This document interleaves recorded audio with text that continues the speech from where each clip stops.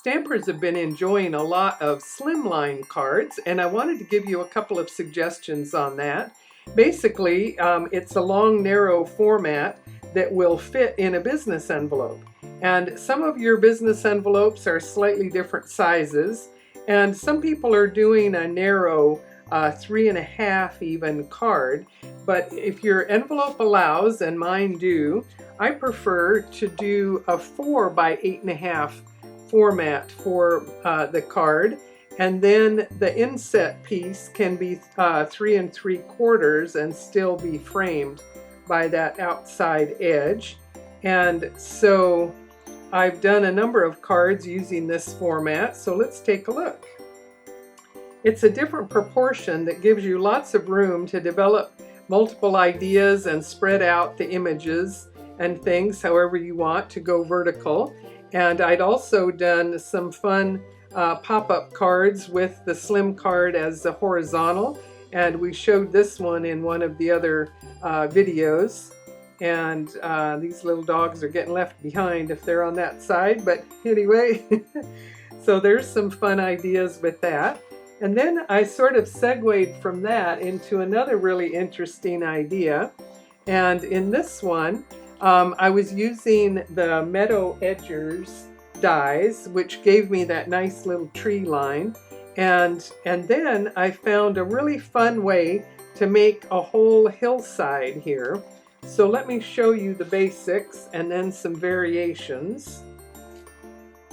So I found I could make the best use of the sizes if I took an 8.5 by 11 sheet of paper, and I could, to get it into even thirds, I had to go with 3 5/8, and here you can see this a little bit better.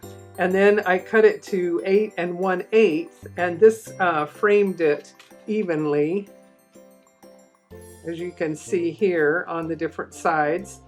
And then cutting it at this diagonal allowed me to get 2 of these panels that would stretch out, and you can decorate them all different ways. So on this one, I used the Meadow Edgers and just continued the wavy line all the way across. And you'll find that if you have a regular size die cutting machine, then you're going to need to cut this to where the highest point would fit within the width of your cutting plates in your machine. So, but one way or another, you'll get 2 out of it. And on this one, I just used markers and did a little bit of color to the edge.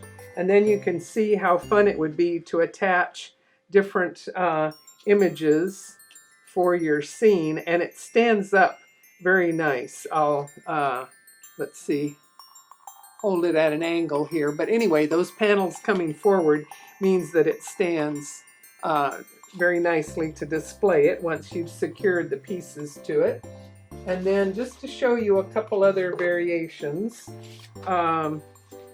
with this one, I cut a matching panel for the back and then the 3-tier segment. And again, if all of these work off of that 3 5/8, that's ideal measurement here for these pieces. And in doing that, then I discovered another really fun option, and I did this in contrast so that you can see it. But here I used our cutting die borders, and there's any number of different ones. And as long as this panel isn't too wide, if it just fits through your cutting machine, you can line it up a couple of times and create a continuous pattern. And all of our dies line up perfectly to join between one segment of the pattern and the next. So you can, with the fall theme, you can decorate our little wobbly witch careening down this hillside, and maybe decorate it with some more leaves or whatever you like. So look for some other fun ideas using the slim card formats that we've shown you in this video.